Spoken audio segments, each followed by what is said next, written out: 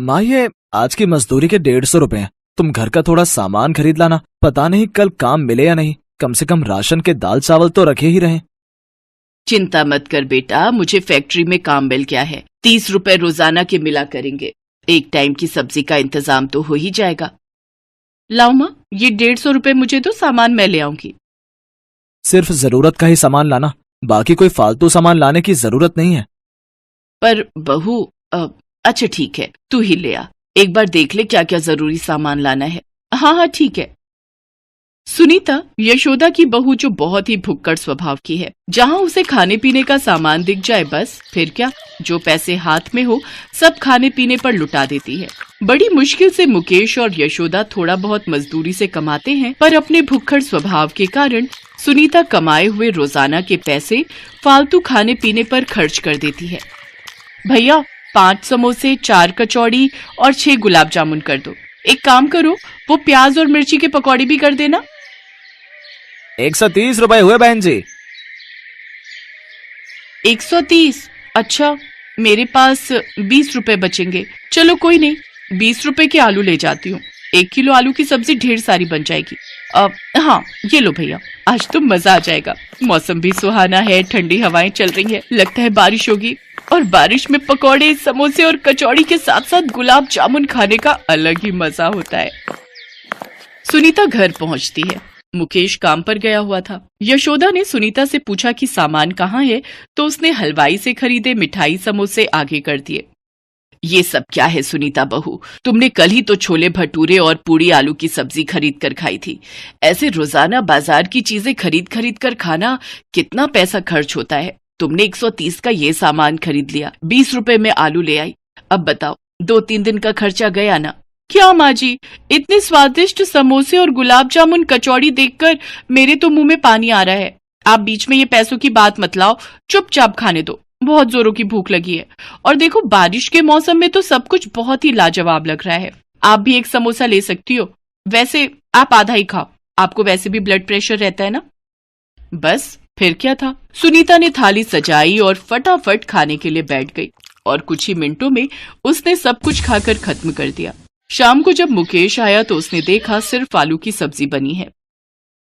क्या बात है सुनीता, आज आलू में ना टमाटर है, ना प्याज है, ना अदरक लहसुन। तुमने ऐसे ही नमक मिर्च डालकर आलू बना दिए। कम से कम जीरा तो डाल देती।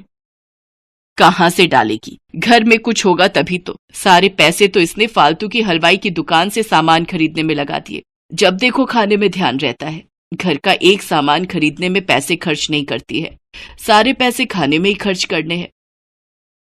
सुनीता, तुम्हें पता था ना कि ये पैसे घर के सामान के थे, फिर भी तुमने कुछ ही पलों में सारे पैसे खर्च कर दिए। तो क्या हुआ, अब ये शरीर खाने के लिए बना है तो मैं खाऊंगी ना। इसमें इतना बुरा मानने वाली कौन सी बात है। सुनीता अक्सर ऐसा ही करती थी, जब देखो तब कुछ न कुछ खाते रहना। इस बात से यशोदा बहुत परेशान रहती थी। अब सुनीता भी अपनी सास और पति के ताने सुन सुनकर तंग आ गई। एक दिन सुनीता को एक साधु बाबा मिले। सुनीता ने उनसे अपनी परेशानी कही तो साधु बाबा ने सुनीता को एक पतीला दिया और बोले, बेटी, इस बात को याद रखना, ये पतीला दिन में सिर्फ 3 समय के भोजन में ही उपयोग करना है। एक दिन में यदि 3 से अधिक समय इसका उपयोग हुआ तो फिर बहुत बड़ी परेशानी आ जाएगी। 3 समय में इस पतीले में जितना भोजन मांग लेना है मांग लेना। ये 3 समय का भोजन तुम्हें उपलब्ध करा देगा, पर उससे अधिक अगर तुमने इसका इस्तेमाल किया तो फिर तुम बहुत ही बड़ी मुसीबत में आ जाओगी। ठीक है बाबा, मैं इस बात का ध्यान रखूंगी। वैसे भी मुझे तीनों समय ढेर सारा भोजन मिल जाएगा, मैं तो उसी में ही खुश हूँ। साधु बाबा से पतीला लेकर सुनीता घर आ जाती है। अब तो सुनीता और भी ज्यादा भुक्कड़ हो गई। उसे बैठे बैठे खाने पीने को मिल जाता था। धीरे धीरे सुनीता बहुत ही मोटी होती जा रही थी, क्योंकि वो कोई काम ही नहीं करती थी। बस तीनों टाइम उसे पतीले से पका पकाया मिल जाता था और वो खूब खाती थी। लेकिन सुनीता की सास और पति उस भोजन को नहीं खाते थे। वो रूखा सूखा जो भी बनाते थे बस उसी से ही पेट भर लेते थे। जादुई पतीले, अब तो रात हो गई है। मुझे बढ़िया सा राजमा चावल, बैंगन का भरता और गरम गरम तंदूरी रोटी के साथ आइसक्रीम, रबड़ी और खीर भी। हाँ, ये सब चाहिए। देखते ही देखते जादुई पतीले से सारे पकवान सामने आ जाते हैं और फिर क्या, सुनीता गपागप सारे पकवान खाने लगती है। अरे माँ जी, आओ ना, आप भी मेरे साथ खाओ। सुनो जी, देखो ना कितने बढ़िया स्वादिष्ट राजमा और बैंगन का भरता है। वैसे ये सिर्फ मेरे अकेले के लिए ही काफी होगा, फिर भी मैं आप दोनों को थोड़ा थोड़ा दे सकती हूँ। नहीं बहू, इस उम्र में इतने भारी पकवान मुझे हजम नहीं होते। मेरे लिए तो सूखी रोटी और चटनी ही बहुत है, क्योंकि वो मेहनत की कमाई है। माँ सही कह रही है सुनीता, ये पकवान तुम्हें ही मुबारक हो, मुझे नहीं खाना। मैं तो माँ के हाथ की रोटी और चटनी खाकर बहुत खुश हूँ। ठीक है, जैसी तुम्हारी मर्जी, मैं तो मजे लेकर खाऊंगी।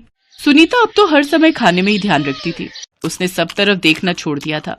बेचारी यशोदा और मुकेश चुपचाप सारा तमाशा देखते रहते थे। एक दिन सुनीता पुरानी सहेली को मिलने के लिए घर बुलाती है, ताकि वो अपनी सहेली के सामने खाने पीने की चीजों का घमंड दिखा सके। अरे तू बैठ, मैं तेरे लिए बढ़िया पकवान बनाती हूँ। ये देख, मेरे पास एक जादुई पतीला है, मैं तुझे इसका जादू दिखाती हूँ। अच्छा, क्या जादू दिखाएगी, मैं भी तो देखूं। अच्छा बता, क्या खाएगी? सबसे पहले मैं तुझे क्या खिलाऊं? अच्छा ये बात है, पहले तो तेरे घर जब भी आओ चाय भी बड़ी मुश्किल से मिलती थी। आज तो तू बड़ी खातिरदारी करने की बात कह रही है। चल ठीक है, तो तू मेरे लिए जलेबी और पाव भाजी ऑर्डर कर, बहुत मन है। बस यही दो चीजें? चल ठीक है, जादुई पतीले, जल्दी से जलेबी और पाव भाजी मेरी सहेली के लिए हाजिर करो। सहेली के सामने दिखावा करते हुए सुनीता को याद ही नहीं रहा कि वो पतीले का इस्तेमाल 3 बार कर चुकी है। वो चौथी बार फिर से पतीले का इस्तेमाल करने लगती है। बस यार, बहुत खा लिया, अब तो बस लास्ट में मेरा मन कर रहा है एक गिलास मिल्क शेक मिल जाए तो बस जिंदगी का मजा आ जाए। हाँ, तो इसमें कौन सी परेशानी की बात है? रुक, मैं अभी पतीले से मिल्क शेक बनाने के लिए कहती हूँ। जादुई पतीले, जल्दी से मेरे सामने मिल्क शेक हाजिर हो जाए, वो भी बढ़िया बादाम काजू किशमिश वाला। सुनीता तो बड़ी खुशी से पतीले से मिल्क शेक बोल बैठी थी, पर उसे याद नहीं रहा कि वो चौथी बार इस्तेमाल नहीं करना। पतीले में से मिल्क शेक बनकर बाहर बहने लगता है। ये देखकर सुनीता और उसकी सहेली डर जाते हैं। सुनीता, पतीले में से तो मिल्क शेक बहता ही जा रहा है। अरे इसे रोक, वरना सब तरफ दूध ही दूध फैल जाएगा, दूध की नदी बन जाएगी। अरे पतीले बस करो, इतना मिल्क शेक थोड़ी बोला था। अरे रुक भी जा। सुनीता, इससे पहले कि तुम्हारे घर में दूध की बाढ़ आ जाए, मैं यहाँ से भाग रही हूँ। बाय बाय, अपना ख्याल रखना, तुम जिंदा रही तो फिर मिलेंगे। पतीले में से लगातार मिल्क शेक बहता ही जा रहा था। देखते ही देखते कमरा मिल्क शेक से भरने लगा। सुनीता का वजन खा खा कर इतना भारी हो चुका था कि वो ठीक से उठकर कमरे से दौड़ भी नहीं पा रही थी। वो मिल्क शेक की बाढ़ में डूबने लगी, तभी यशोदा और मुकेश मजदूरी करके लौटे थे। हे भगवान, ये क्या हो गया, हमारा तो घर डूब रहा है। अरे सुनीता तो डूब जाएगी, कोई बचाओ, कोई बचाओ। तभी जादुई पतीले में से आवाज आती है, अगर तुम इस बाढ़ से बचना चाहती हो तो मुझे यहाँ से जाना होगा, तभी ये बाढ़ रुक सकती है। हाँ, तुम जाओ यहाँ से, मुझे कुछ नहीं खाना, मुझे तुम्हारी जरूरत नहीं है, तुम चले जाओ। सुनीता देखती है उसके ऐसा कहते ही जादुई पतीला वहाँ से गायब हो जाता है और उसके साथ ही सब कुछ पहले जैसा हो जाता है। सुनीता रोने लगती है। ये सब मेरे लालच के कारण हुआ, मेरे भुक्खड़ स्वभाव के कारण आज मैं मरते मरते बच गई। माँ जी, मुझे माफ कर दो, अब मैं उस चीज की कभी इच्छा नहीं करूंगी जो मेरे बस में नहीं। जितना है उतने में ही सब्र करूंगी। बहुत बड़ी गलती कर दी मैंने आज, जरूरत से ज्यादा खाकर मैंने अपना शरीर भी खराब कर लिया और सहेली के सामने दिखावा करके आज जो मैंने भूल की उसमें मेरी जान भी जा सकती थी।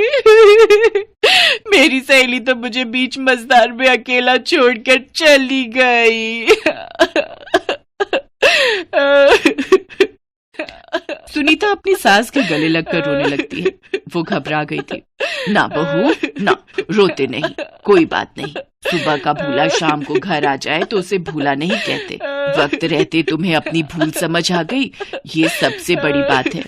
यशोदा को और मुकेश को पता था कि सुनीता को बाजार के खाने पीने की आदत है, इसलिए अब वो खुद से ही थोड़ा बहुत जितना बन पड़ता उसके लिए खरीद कर ले आते थे। सुनीता ने भी अपने भुक्खड़ स्वभाव को बदल दिया था। अब वो भी अपनी जरूरत के हिसाब से ही खाती पीती थी। अब उसने फालतू खर्चे भी करना छोड़ दिया।